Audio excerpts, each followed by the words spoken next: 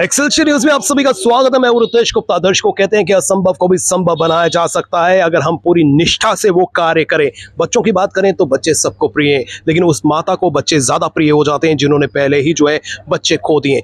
इस वक्त मैं खड़ा हूं SGDM हॉस्पिटल में, जहां पर एक फैमिली के लिए एक डॉक्टर जो है वो फरिश्ता बनकर आया।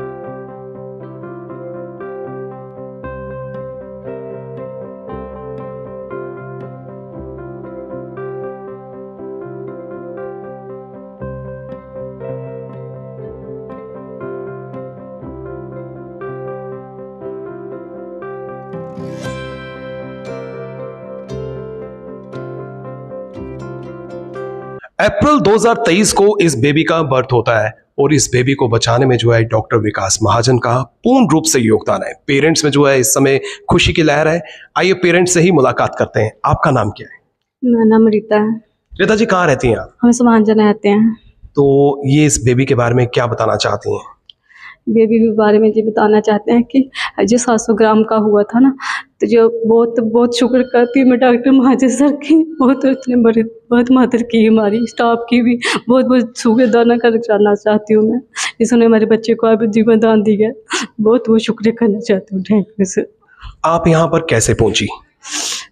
मैंने डॉक्टर का नाम सुना था कि डॉक्टर महाजन सर बहुत अच्छे हैं, उधर बहुत अच्छे हैं, वो इलाज कर देंगे इसका। हम इधर पहुँच गए। तो इससे पहले भी आपका कोई बेबी है? इसके पहले बेबी था, वो मिसकैरी हो जाता था, वो नहीं बचे थे। तो इस बार आपको उम्मीद थी कि डॉक्टर इसको बचा लेंगे? और कभी थी उम्मीद नहीं थी, मगर उम्मीद बनाई सर ने, बच गया। तो अब आपका बेबी ठीक है? हाँ अब ठीक है, हम टेस्ट आज मिल गया कल का। तो आप खुश हैं? हाँ बहुत खुश हैं, बहुत ज़्यादा खुश हैं हम। सबसे ज्यादा खुशी जो है पेरेंट्स को होती है और पेरेंट्स का आप देख सकते हैं कि इस समय जो है वो डॉक्टर साहब का किस तरह से शुक्रिया अदा करें। आपका नाम क्या है? सतीश कुमार।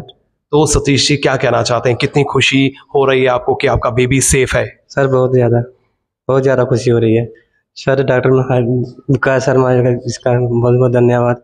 मुझे शुक्रिया अदा करना चाहते हैं उनके स्टाफ का। बहुत इन्होंने भी जीवन दान दिया इस बच्चे को। उन्हें उम्मीद नहीं थी इसकी बचने की। क्या प्रॉब्लम क्या आ रही थी इस बेबी को? सर ये 600 ग्राम का हुआ था 24 वीक में। सर 600 ग्राम में थी।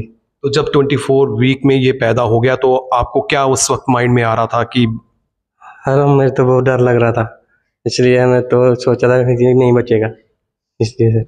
नॉर्मली डिलीवरीज जो है वो 7वें महीने 8वें महीने में प्री मेच्योर हो जाती हैं, लेकिन ये 6 महीने के समय से भी कम जो है ये डिलीवरी हुई और पेरेंट्स जो है उस समय जो है असमंजस की स्थिति में थे कि क्या इनका बच्चा जो है सरवाइव कर पाएगा या नहीं कर पाएगा।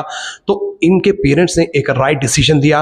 वो SGDM छन्नी हिम्मत में आए, वहाँ पर डॉक्टर विकास महाजन से उनकी मुलाकात हुई। उन्होंने संपूर्ण जो है इन्हें आश्वासन दिया, विश्वास दिलाया कि वो बेबी को जो है पूर्ण रूप से सुरक्षित करेंगे और उसको जीने लायक बनाएंगे। तो फाइनली अब आप खुश हैं? जी सर खुश हैं, बहुत खुश हैं। और डॉक्टर विकास का बहुत बहुत शुक्रिया, उनके स्टाफ का बहुत बहुत शुक्रिया। बहुत मेहनत की है हमारे साथ, बच्चों के साथ इतनी मेहनत की ना, बहुत ज़्यादा मेहनत की इन्होंने, स्टाफ ने और डॉक्टर महाजन सर ने बहुत मेहनत की है। दवाइयों की बात करें या फिर अन्य इलाज के खर्चे की बात करें, उसमें भी आपकी मदद की गई? हाँ की गई है, सोन भी करेंगे थोड़ा। इस वक्त मेरे साथ डॉक्टर विकास महाजन है। आइए इन्हीं से जानने की कोशिश करते हैं इस केस के बारे में। सर बहुत बहुत स्वागत है आपका। Thank you ji. सर कहते हैं कि डॉक्टर जो है नेक्स्ट टू गॉड है और आपने इसको प्रूफ भी कर दिया है, तो ये मिरेकल कैसे किया आपने? ये बेबी हमारे पास डिलीवर हुआ था around 24 weeks of pregnancy. Normally जो प्रेगनेंसी होती है 40 वीक्स की प्रेगनेंसी होती है, पर ये बेबी काफ़ी जल्दी डिलीवर हो गया था मदर से। और जब बेबी डिलीवर हुआ था काफ़ी प्रीमेच्योर था, इसका वेट अराउंड 600 ग्राम बेबी का वेट था। तो बेबी को हमने NICU में शिफ्ट किया इमीडिएटली। NICU शिफ्ट करने के बाद इमीडिएटली वेंटिलेटर पर शिफ्ट किया बेबी को। और काफ़ी ज़्यादा हमें इश्यूज आए during the course of admission. Infection हुआ बेबी को ब्लड ट्रांसफ्यूजन देना पड़ा, आइस रिलेटेड कुछ कॉम्प्लिकेशन आई, पर by the god of grace everything went very well. So अभी बेबी का वेट हमने 2.3 kg पर अप्रॉक्सीमेटली 2.5 महीने पर हमने बच्चे को डिस्चार्ज किया। और अभी बेबी बिल्कुल स्वस्थ है, मदर उसको हैंडल कर रही है, मदर उसको ब्रेस्ट फीडिंग कर रही है, और सारी ऑलमोस्ट कॉम्प्लिकेशन हमने नेगेट कर बेबी को डिस्चार्ज किया। तो नॉर्मली जो डिलीवरी है वो 40 वीक्स में होती है, और जिस तरह से ये जल्दी जो है डिलीवरी होगी 24 वीक्स से कम के समय में, या अप्रॉक्सीमेटली इसी समय में जो है इसकी डिलीवरी हुई, तो इन फ्यूचर क्या कोई कॉम्प्लिकेशंस रहती हैं? हाँ, ये बेबी को हम कहते हैं इंटैक्ट सर्वाइवल। इंटैक्ट सर्वाइवल वो हमारे लिए बहुत इंपॉर्टेंट है कि इंटैक्ट सर्वाइवल मीन्स उसका बेबी का brain development, lungs development, eyes development, जो 3 मेजर कॉम्प्लिकेशन इन बच्चों को आती हैं वो सारा इंटैक्ट रहना चाहिए। Bye the god of grace baby neurologically normal है, फीड ले रहा है, एक्टिव है, स्माइल करता है। आइज़ की कुछ कॉम्प्लिकेशन आई थी, पर ये हमारे डॉक्टर्स ने बड़ी अच्छी तरह से उसको हैंडल किया, वो अब कॉम्प्लिकेशन नहीं है। लंग्स रिलेटेड कुछ कॉम्प्लिकेशन होती हैं, पर इस बच्चे को अभी हम ऑफ ऑक्सीजन पर डिस्चार्ज कर रहे हैं, हम ऑक्सीजन के बगैर बच्चे को डिस्चार्ज कर रहे हैं। तो तीनों कॉम्प्लिकेशन इस बच्चे में अभी करंटली नहीं है। तो इन फ्यूचर कोई कॉम्प्लिकेशन हो सकती हैं, जैसे प्री मैच्योर बेबीज में जो है कई बार कॉम्प्लिकेशंस देखी गई हैं? हाँ, ब्रेन रिलेटेड कॉम्प्लिकेशन होती है कि कुछ बच्चे IQ डेवलपमेंट, कुछ लर्निंग डिसेबिलिटीज हो सकता है इन लॉन्ग टर्म हो, बट अभी करंटली नहीं है। इन बच्चों को हम फॉलो अप पर रखते हैं, क्योंकि इन बच्चों को फॉलो अप एवरी मंथली हमें फॉलो अप करना पड़ता है। तो उसके अकॉर्डिंगली हमें पता चल जाएगा कि कुछ माइन्यूर सी कॉम्प्लिकेशन हो सकता है इन बच्चों को आए। जैसे कि ये केस आपके सामने आया, इससे पहले भी कभी ऐसा कोई केस आया आपके सामने? डेफिनेटली हम basically NICU for last 7-8 year से यहाँ चला रहे हैं। तो ये लेस देन 1 kg के बेबीज हमारे पास काफ़ी ज़्यादा डिलीवर है, पर ये करंटली ये काफ़ी लो बर्थ वेट 600 ग्राम तो सबसे लोएस्ट बेबी वेट था। 700-800 ग्राम बेबीज काफ़ी अच्छी तरह हमने हैंडल किया, और कुछ बेबीज हमारे 7-8 साल के हो गए और वो स्कूल जाते हैं, अच्छा परफॉर्म कर रहे हैं, बहुत से अच्छे रिजल्ट हैं। तो इस बेबी के केस की अगर हम बात करें तो इस बेबी के केस में पेरेंट्स का किस तरह का रोल रहा? इसमें सबसे ज़्यादा आई थिंक पेरेंट्स का रोल एक बहुत अच्छी तरह डिफाइंड रहता है कि पेरेंट्स डॉक्टर पर विश्वास करें, डॉक्टर को सपोर्ट करें, क्योंकि ये एक ऐसी कोर्स है कि 2-3 महीने जब चलता है बच्चे का कोर्स, तो पेरेंट्स को कभी अप एंड डाउन देखने को मिलते हैं। कभी बच्चा वेंटिलेटर पर होता है, कभी बच्चा ऑफ वेंटिलेटर होता है। तो पेरेंट्स ने डेफिनेटली इस केस के रिलेटेड हमें काफ़ी ज़्यादा सपोर्ट दिया, और उन्होंने विश्वास किया हमारे हॉस्पिटल पर, हमारे पर, तो जिसके कारण हम अच्छी अपनी सर्विस दे पाए, हमें कुछ स्ट्रेस नहीं रहा during the course of treatment. तो वो एक बहुत अच्छा सपोर्ट रहा पेरेंट्स का। पर्टिकुलर मैं हॉस्पिटल का जानना चाहूँगा, आपका जानना चाहूँगा कि आप पूरे कॉन्फिडेंट थे कि आप जो है ये करिश्मा कर पाएंगे? देखिए, शुरुआत में तो we were not very sure कि हम बच्चे का कोर्स कैसा रहता है, कि कॉम्प्लिकेशंस शुरू में तो काफ़ी ज़्यादा थी, but after around 15-20 days baby ने अच्छा रिस्पांस दिया, तो उसके बाद हमारी होप्स बढ़ गई, और उसके बाद bye the god of grace सब कुछ ठीक चलता रहा। फाइनेंशियल असिस्टेंट की बात करूं तो उसकी भी बहुत नीड रहती है, तो किस तरह से जो है इस केस को मैनेज किया गया?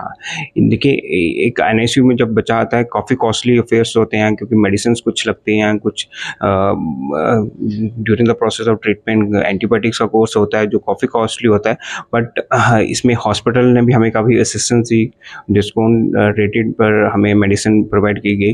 तो और पेरेंट्स का भी सपोर्ट रहा, कुछ NGOs का भी हमने बात की है, हो सकता है वहाँ से हमें सपोर्ट मिले।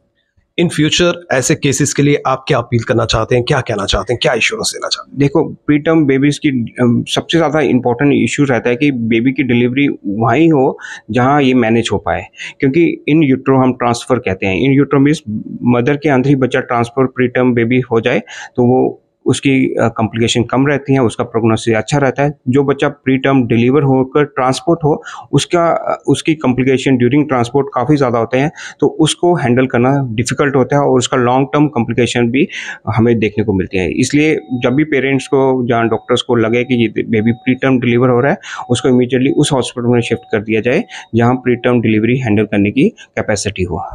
जब ऐसे केसेस आपके सामने आते हैं, जो मदर प्रीमेच्योर बेबीज को बर्थ देती हैं, वो सेकंड इशू के लिए या नेक्स्ट इशू के लिए क्या वो प्रिपेयर होती हैं, वो ठीक होती हैं?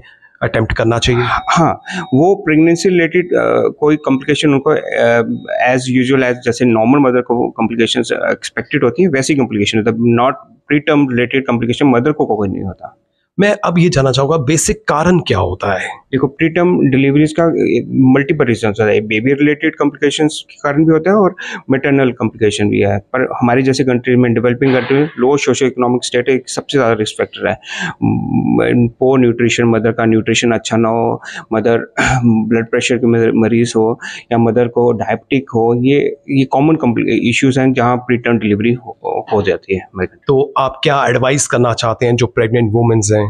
प्रेग्नेंट वुमेन्स को एडवाइस हमारी तरफ से यही रहेगा कि आप अपनी प्रेगनेंसी को एक अच्छी तरह हैंडल करें, न्यूट्रिशन का सपोर्ट लें, स्ट्रेस ना लें, blood pressure related complication, diabetes related complication उसको एडिक्वेटली मैनेज करें। जी हाँ दर्शकों, आज हम आपको लेके थे SDDM हॉस्पिटल में, जहां पर डॉक्टर अशोक गुप्ता, डॉक्टर विकास महाजन की टीम जो है बधाई का पात्र है।